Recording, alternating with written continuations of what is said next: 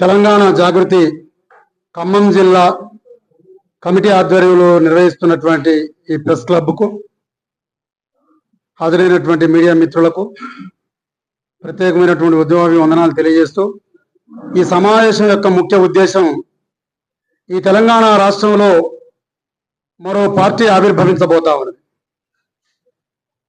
ఈ రాష్ట్రంలో పితృస్వామిక వ్యవస్థ నడుస్తున్నటువంటి రాజకీయ క్షేత్రంలోకి ఒక మహిళ తెలంగాణ ఉద్యమ నాయకురాలు ఆనాడు నీళ్లు నిధులు నియామకాల కోసమైతే భౌగోళిక తెలంగాణను సాధించుకున్నామో అది సామాజిక తెలంగాణ వైపు అడుగులు పడాలి అనేటటువంటి అకుంఠిత దీక్షతోని కల్వకుంట్ల కవితక్క గారి నాయకత్వంలో మరొక ప్రాంతీయ పార్టీ పూడబోసుకొని ఉన్నది. 25వ తారీఖు ఏప్రిల్ హైదరాబాదు మేడ్చల్ అద్వైత కన్వెన్షను ఓఆర్ఆర్ ఎగ్జిట్ నెంబర్ 6 దగ్గర ఫంక్షన్ హాల్లో జరుగుతున్నటువంటి పార్టీ ఆవిర్భావ సదస్సుకు ఈ జిల్లా తరఫున అందరికీ స్వాగతం తెలియజేస్తూ పార్టీ ఆవిర్భావ పోస్టర్ను ఆవిష్కరించుకోవాల్సిందిగా విజ్ఞప్తి చేస్తా ఉన్న వేదిక మీద ఉన్నటువంటి అధ్యక్షురాలు మరియు అందరూ ఒకసారి పక్కనివ్వండి. అందరికీ నమస్కారం. మరి ఇదొక చారిత్రాత్మక ఘట్టంగా నేను వర్ణిస్తాను.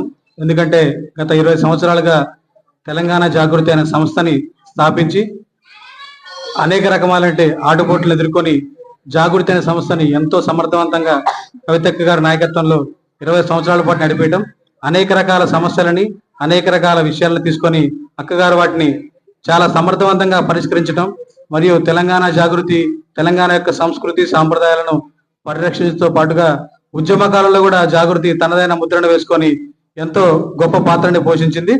మరి అదేవిధంగా ఈ రోజున ఆ తెలంగాణ జాగృతి అనే సంస్థ ఈ రోజున అక్కగారి నాయకత్వంలో ఒక పార్టీగా ఒక రాజకీయ పార్టీగా ఆవిర్భవించిన సందర్భంలో ఒక చారిత్రక ఘట్టంలో మేము ఒక భాగమైనందుకు ఖమ్మం జిల్లా పక్షాన ఖమ్మం జిల్లా తరపు నుంచి అక్కయ్య కృతజ్ఞత తెలియజేస్తూ అదేవిధంగా ఖమ్మం జిల్లాలో ఉన్నటువంటి అన్ని వర్గాలని ప్రజానీకాన్ని మొత్తాన్ని మేధావులని విద్యావంతులని అదేవిధంగా సామాన్య ప్రజానీకాన్ని సైతం, ఎందుకంటే ఈ అక్కగారి యొక్క బేసిక్ ఉద్దేశమే సామాజిక తెలంగాణ సాధించడంలో మనం గత తెలంగాణ సాధించుకున్నాక విఫలమయ్యామనే ఒక భావనతోనే దాన్ని సాధించాలనే ఒక క్రమంలోనే అక్క ఈ రోజున తన యొక్క సామాజిక తెలంగాణ అనేటువంటి ఒక స్ఫూర్తితోటి అంబేద్కర్ పూలే గారి స్ఫూర్తితోటి మరి జయశంకర్ గారి ఆశయాలతోటి ఈ పార్టీని స్థాపించడం జరుగుతుంది.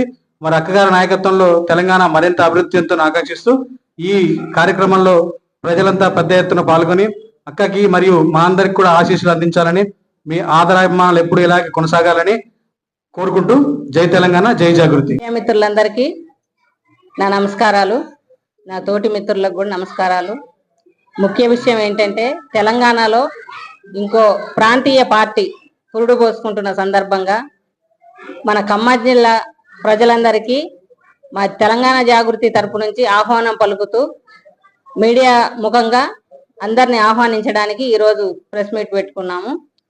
ముఖ్య విషయం ఏంటంటే ఇన్ని పార్టీలు చూసాం, ఒక మహిళ ఈరోజు తెలంగాణ జాగృతి పెట్టి జాగృతి అనే సంస్థలో మేము ఇన్ని సంవత్సరాలు పనిచేశాము. మీడియా ముఖంగా మీ అందరికీ తెలుసు. ఇప్పుడు ఆ సంస్థనే పార్టీగా కవితక్క గారు పార్టీగా ఆవిర్భవిస్తున్న సందర్భంగా మేము కూడా ఆమెకు చేదోడు వాదోడుగా ఆ పార్టీకి మేము అండుదండగా ఉంటామని చెప్పేసి మన ఖమ్మం జిల్లా ప్రజలను కూడా ఈ పార్టీకి ఆహ్వానిస్తూ పార్టీ ప్రారంభోత్సవానికి అందరూ రావాలి అని, ఇది ఒక పండగలాగా జరగాలని చెప్పేసి మేము కోరుకుంటున్నాము.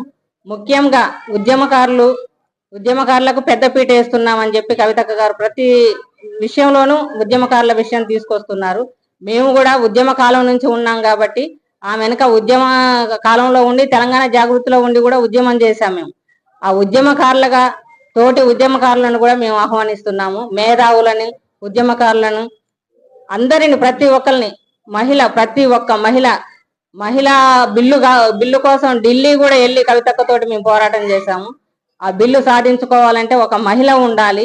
మహిళే కాదు, అన్నదమ్ములు, అక్క చెల్లెలు అందరూ కూడా మా పార్టీకి వచ్చి ఈ పార్టీని విజయవంతం చేయాలని కోరుకుంటూ మేము పత్రికా ముఖంగా తెలియజేయండి ఏంటంటే ఈ పార్టీలో కుల మత భేదాలు ఏమీ ఉండవు. ప్రతి ఒక్కరు రావచ్చు. బీసీకి పెద్దపీట వేస్తానని అగ్రవర్ణాలు మళ్ళీ పార్టీలు పెడుతున్నాయి. మళ్ళీ మీకు బీసీలకేమో అధికారం ఇస్తారని అడుగుతున్నారు. ఒక బీసీగా నేను ఎక్కడో మారుమూల